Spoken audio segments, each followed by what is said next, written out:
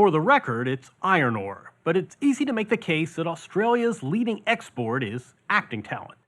How has an island of only 27 million people minted Nicole Kidman, Hugh Jackman, Cate Blanchett, Mel Gibson, Margot Robbie, Chris Hemsworth? We can keep going here. Sarah Snook, Russell Crowe, Heath Ledger, Naomi Watts, to say nothing of so many Oscar-winning directors, designers, and crew. We headed to the bottom of the globe and then other spots on the globe to explore the Aussie takeover.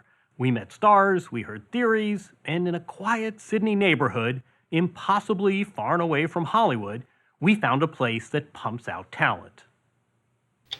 The story will continue in a moment. Scene: London's West End, its theatre district. Sarah Snook is fresh off her Emmy-winning breakthrough role as Shiv Roy, Well, it's not all about you. the vicious yet vulnerable daughter in the HBO show Succession. If only I could remain always young. For her next act, she's upped the degree of difficulty and pivoted from TV to live performance, playing all 26 roles in an innovative multimedia staging of Oscar Wilde's The Picture of Dorian Gray, a theatrical sensation coming soon to Broadway. I would give my soul for that. It's not unheard of for someone to have a successful run in TV or film and then go do theater. I'm not sure I've seen someone do 26 roles of theater at once. What are you thinking? You know, it's an incredible play, an incredible opportunity to be able to play so many different roles and so many different characters. And, you know, it's that thing of you come off some of the best writing in the world. What do you do next? Something has to be, you know, out there to challenge you. And this certainly is, yeah, the challenge. If it's an unusual bit of career management, it's also on brand as the kind of daring move you would expect from a modern Australian star. What is going through your head during this performance with all of these marks and rolls and lines and angles? Nothing, which is quite nice. Really? Yeah, the focus required is a kind of a state of meditative flow in a way. Because if I'm sitting there going, oh, am I on my mark? Am I doing this? Then the next line has happened. So if I think about anything else, then I'm stitched up. Stitched up? That's Aussie for in a jam. Didn't know Sarah Snook was Australian? You're pathetic. You're a masochist and you can't even take it. If you couldn't have guessed by the accent, This way, over here. we'll get to that soon, you might have guessed it by simply playing the percentages. And Margot, straight down the center. Name an A-list star of the stage or screen today, odds are bloomin' good they come from the land down under. There are a lot of you, aren't there? Yeah, it's a few of us out there. Here's this country. Yeah. Fewer people in Texas. Is it? Really? Stop it. Really? Pretty good ratio. Yeah, I was gonna say, you guys are doing pretty well for yourself, Yeah, not so aren't you? bad. Not so bad. Huh. Yes, they are everywhere, these Aussies, filling up IMDb pages and call sheets. Oh, are you? Yes, this is what I was supposed to do. Bring you They've back brought to us if that's her right. and him. Don't touch my things. Him too. Are you not entertained?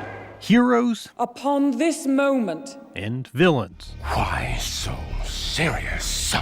Earning top billings A real actress. I'm a thistle sifter. I have a sieve of sifted thistles and a sieve of unsifted thistles. earning top awards. thank you so much. I have such appreciation. Thanks very much. I'm an Australian who played an Australian in a... Aussies, they've become to Hollywood what Kenyans are to marathoning, wildly overrepresented, and not just in front of the camera. I need a moment. And action. Fade in. Take filmmaker Baz Luhrmann, a singular creative force, almost a genre unto himself.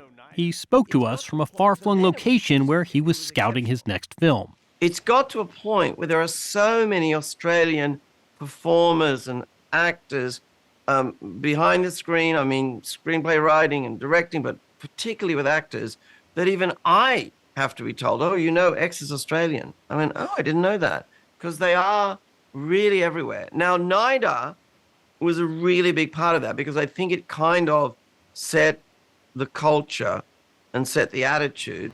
NIDA, the National Institute of Dramatic Art. Think of it as the Juilliard of Australia. Up through the sky. Its rise to prominence marks a major plot point in the Aussie cinematic invasion. The acceptance rate is barely 2%. Naomi Watts and Hugh Jackman were among those declined. Baz Luhrmann was class of 1985. Sarah Snook, class of 2008, one of only 24 admitted students that year. At NIDA, Snook received training in the classics, experimental theater, and also picked up some hacks.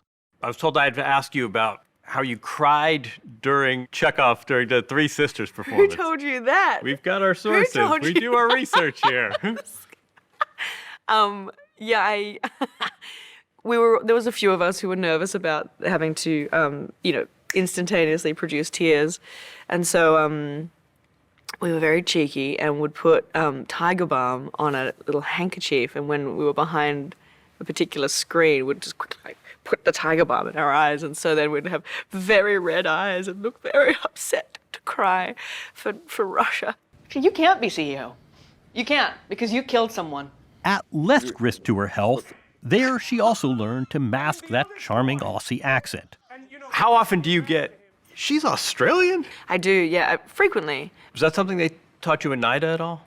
Yeah, accent work at NIDA, and, British accents, American accents. I think that's one more thing you've got to think about. not just your lines and not just No, I know. Well, that was the thing on the show. We always had to, there was often times where we had to improvise. And so I had to try and think in an American accent as well, which is tricky. Luhrmann, too, still leans on his NIDA training.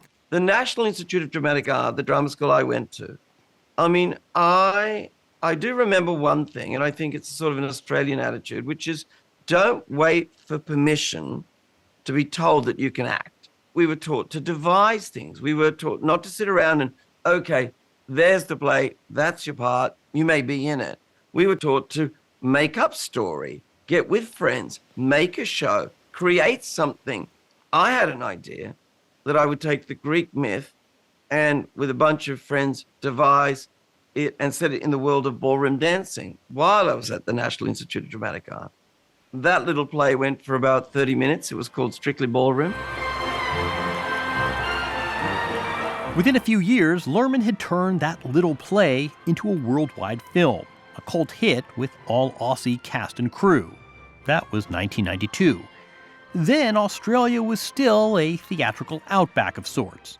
True, Errol Flynn was born in Tasmania, but Australia's contribution to the silver screen extended not much beyond, well, this. That's a knife. Then the NIDA talent started filtering out. Mel Gibson. Hey, you want to see crazy Australia? Kate Blanchett. Excuse me, is Queenie here? Because nobody admits anything they've done! Toni Collette. Catherine. Baz Luhrmann's wife, the four-time Oscar-winning costume and production designer Catherine Martin, is another NIDA grad. Help us understand where NIDA fits into the broader entertainment industry. That can-do, will tell, don't wait for permission attitude that NIDA instilled in the very first graduates, that spilled out into the kind of larger sense of what it was to be, a performer in Australia. Just throwing yourself off the cliff and flying. We didn't want it to be... In Sydney, we found the Godfather, the guru. Now 92, John Clark was NIDA's all-powerful director for 35 years, starting in 1969. He set a goal from the start, developing and unlocking a distinct Aussie mode of acting, marrying the theatre of London with Hollywood gloss. We thought the method acting was having such an influence, and everybody was emoting, and the style of acting was terribly emotional and lacking in skill and imagination. So we thought, no, we've got to find a way of doing it that takes the best of America and the best of Britain, but allows our own national characteristics to develop. What makes Australian acting unique? Skill, confidence, courage, an enjoyment of the body. I mean, NIDA's never encouraged self-indulgence or show-off acting. The actors who have done well in Hollywood, they are not acting with a capital A. They are playing characters with such conviction and with such truth without what Australians would call decoration or bullshit. Beautiful. It's straight down the middle, and they do their homework. They're highly intelligent. Mr. Anderson, welcome back. And they know who the person is they're playing. You like what I've done with the place? In addition to running NIDA, John Clark co-founded the Sydney Theatre Company, a harbourside bandbox where NIDA students can launch careers and established stars can come back home to get back to basics. You drew me, didn't you? Yet another supporting role in this story, Aussie soap operas. Seriously, don't judge. The soaps enable actors to sharpen their skills day in, day out before their call-ups. Did the cops talk to you? Australia has all these institutions, NIDA, Sydney Theatre Company, the soaps. What contributions do they make to this overrepresentation of Aussies that we see? A good training ground. Australia's got great training grounds for international work. There's a way you can test yourself in Australia and you can fail safely in a way, and I think failure is really important to see your limits and to help grow. Hardly a child star, Snook grew up as a typical Aussie free-range kid. You're telling me about your upbringing. You're riding a bike in the national park in southern Australia with kangaroos. I feel like that's a real grounding force in my life. Having that, independent play in sort of risky areas, that breeds a lot of self-reliance in a kid. These experiences you had on the other side of the world actually really help you. They build your character so that you can play other characters. For all of the pathways and infrastructure, there's something else about Aussies, and there's probably a lesson here for all of us.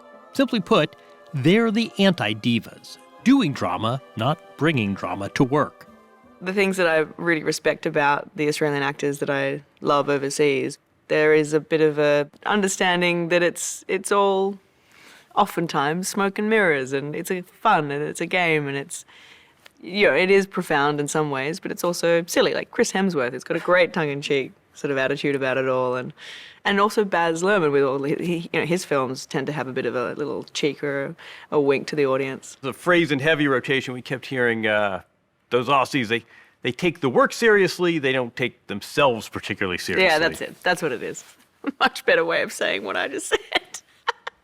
I feel deeply. Finally, about that distance, Baz Luhrmann believes that the remoteness of Australia, a place where actors can stretch their talents and horizons beyond the gaze of Hollywood tastemakers, is, in fact, a blessing. The one thing everyone agrees about with Australia is that it's far, far away. And I think that we still think that the idea of being either in a movie or in a play on Broadway or in a television show in Hollywood is still a romantic notion. It's still a privilege. It isn't a job. It's a dream.